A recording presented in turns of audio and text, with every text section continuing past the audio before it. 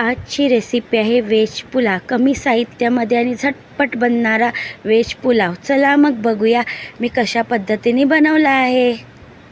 तर ऑलरेडी मी कढईमध्ये ऑइल गरम केले होते. मला हवे ते गरम मसाले मी ॲड केले. त्याला छान परतून घेतलं. त्याच्यानंतर बारीक चिरला होता ऑनियन लांब साईजमध्ये पातळ. ऑनियनला ब्राऊन होण्यासाठी साखर ॲड केले. त्याच्यानंतर मी अद्रक लसूण पेस्टसुद्धा ॲड केले. छान असं मिश्रण एकजीव करून घेतलं आहे. ऑनियन आपले ब्राऊन होईपर्यंत शिजून घ्यायचं आहे आपल्याला.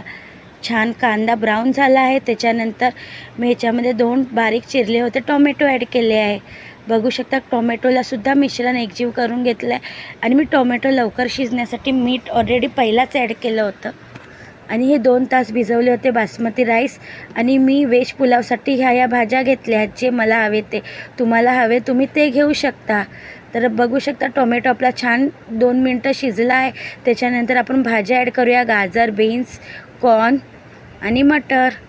आपल्याला हवे आपण बटाटा पण ॲड करू शकतो. खूप छान मस्तपैकी आता मिश्रण एकजीव करून घेतलं आहे. त्याच्यानंतर हळद, तिखट, काश्मीरी मिरची पावडर, गरम मसाला आणि शाही बिर्याणी मसाला ॲड केला आहे. जेणेकरून पुलावला आपला छान टेस्ट येईल. मिश्रण मी एकजीव करून घेतलं आहे सर्व. त्याच्यानंतर मी राईस ॲड केला आहे. आणि राईससोबत जितकं पाणी लागतं पुलाव शिजण्यासाठी माझ्या पद्धतीने माझ्या हिशोबाने तेवढं मी घेतलं आहे.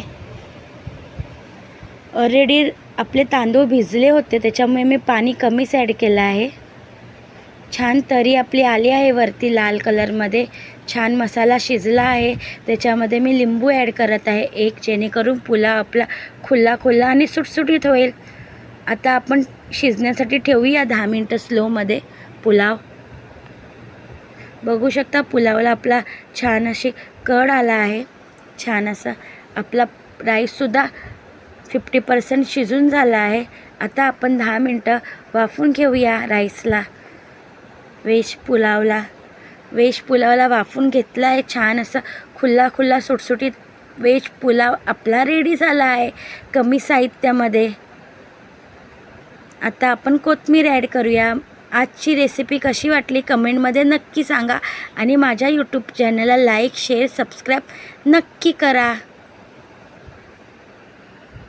रेडी आहे आपला व्हेज पुलाव. चला मग कोथिंबीर ॲड करून घेऊया.